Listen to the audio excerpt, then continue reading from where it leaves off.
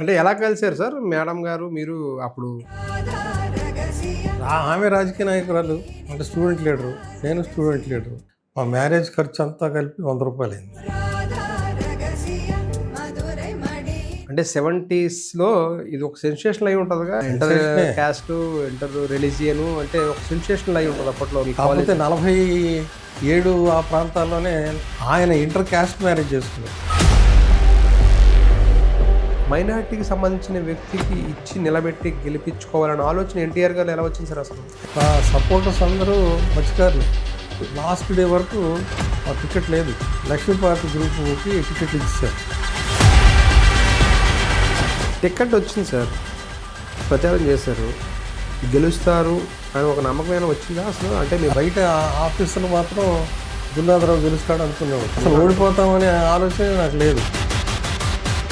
గురునాథరావు గారికి షాక్.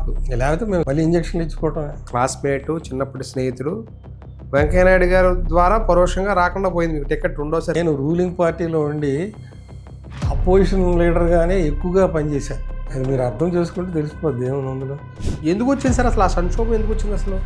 లక్ష్మీపార్తి గారు భారీగానే ఉండి ఇంటికి పరిమితి అయ్యి ఉంటే ఏం వచ్చేది కాదు. అప్పటికే గ్రూపుల కింద అయిపోతుందా తెర వెనకాల రాత్రి 12 అయ్యేటప్పటికి 140 మంది అయిపోయింది.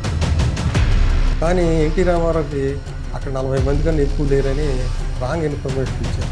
ఆయన కనుక కారులో ఒంటరిగా వచ్చుంటే ఇక్కడ ఉన్న 140 మంది ఆయన కాళ్ళ మీద పడిపోయి మహాప్రభు మేము మీతోనే ఉంటామనే పరిస్థితిలో ఉన్నాం అందరం. అప్పుడు రాళ్ళు ఇసిరారు, ఆయన మీద చెప్పులు ఇసిరారు అప్పుడు అంటారు సార్. అది నిజమేనా? అది ఏం జరిగింది? అది ఎయిమ్డ్ అట్ లక్ష్మీపార్తి తప్పించి ఎన్టీ రామారావు కాదు. మిమ్మల్ని ఎమ్మెల్యే చేసిన వ్యక్తి ఆయన కాదని మీరు చంద్రబాబు వర్గం వైపు ఎందుకు వెళ్ళారు సార్ అసలు? ఆయన ఇల్లు అడుగుతుంటేనేమో వదిన గారిని అడగమంటాడు. ఇల్లు కట్టడానికి అడ్డపడుతుంటే ఏం చేయాలి? పార్టీ ఎందుకు మారేయాల్సి వచ్చింది అంటే దానికి స్థానిక పరిస్థితులు, హైకమాండ్ల సహకారం తగ్గింది. ఈమె నా మీద కేసు పెట్టింది.